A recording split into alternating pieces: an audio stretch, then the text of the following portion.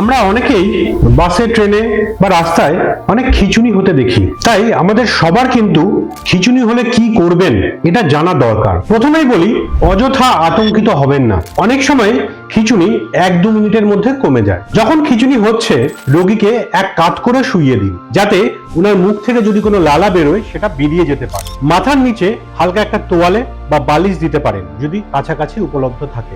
আশেপাশের বিপজ্জনক জিনিস সরান, সেটা হতে পারে কোনো টেবিল, কোনো চেয়ার, যাতে ওনার আঘাত না লাগে। আর সর্বোপরি সময় লক্ষ্য রাখুন। যদি খিঁচুনি 5 মিনিটের বেশি সময় ধরে হয়, তাহলে কিন্তু অ্যাম্বুলেন্সে খবর দিন। এবার আসি কি কি জিনিস করবেন না। মুখের মধ্যে কখনোই চামচ ঢোকাবেন না বা জুতো শোকাবেন না। জল খাওয়ানোরও চেষ্টা করবেন না এবং রোগীকে আটকানোর চেষ্টা করবেন না, সেক্ষেত্রে হাড়ও ভেঙে যেতে পারে। কখন আপনি হসপিটালে পেশেন্টকে নিয়ে যাবেন? যদি বারবার খিঁচুনি হয় বা 5 মিনিটের বেশি সময় ধরে খিঁচুনি হয়, অথবা রোগীর যদি জ্ঞান না আসে। সুতরাং সতর্ক থাকুন এবং খিঁচুনি হলে কি কি করবেন জেনে রাখুন।